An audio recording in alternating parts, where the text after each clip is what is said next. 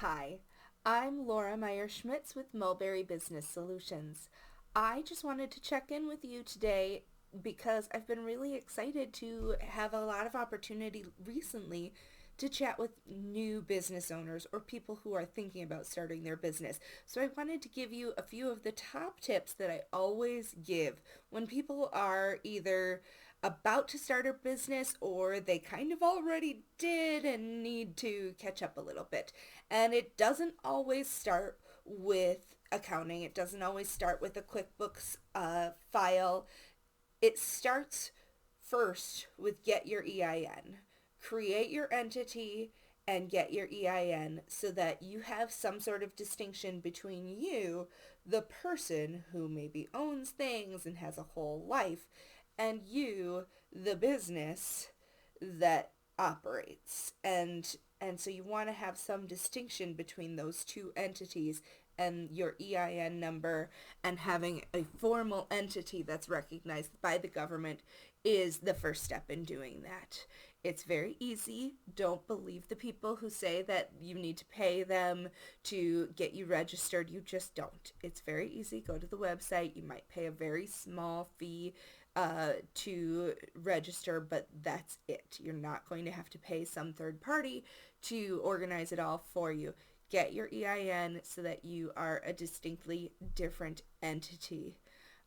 Now, a few harder details, but not beyond your reach, would be articles of or not articles of incorporation, just some documents about your organization that lay out who owns what, so that you're formally sort of have a plan between you and whoever may own that entity with you.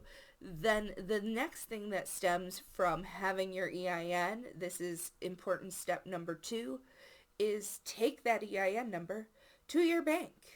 Open a new bank account that's just in the name of the entity, and every time somebody pays you for that business or work, deposit the money in it, and every time you do spending for your work, spend the money out of that operating account, so that you always have one place to look when you're trying to find your records on what you spent for your business. Those are all deductible expenses, and you really want to make sure it's like you're no longer looking for one needle in a huge haystack that is your total financial life.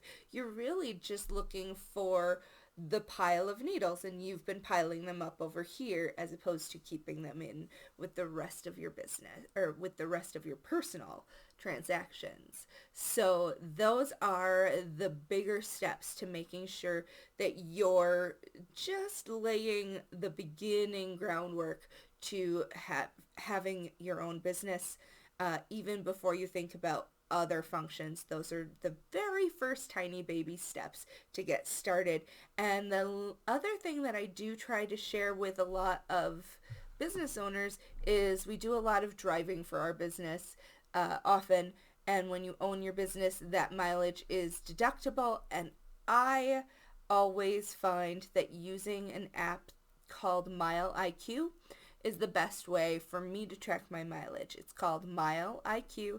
It is an app. It runs right here on my phone in the background by GPS, just tracking everywhere I go. And then I can either swipe right if it was a business trip or swipe left if it was a personal one, so that I always have a monthly report of exactly what my business mileage was, and it's easy to calculate my deduction from there. Thank you so much. I hope these tips have helped you a little bit. I promise owning a business isn't nearly so daunting as it seems, and these are all things that you can do for yourself before you ever work with a professional like me. But when they're no longer enough for you, I'm right here to help with even more support. Give me a call, Laura Meier-Schmitz with Mulberry Business Solutions.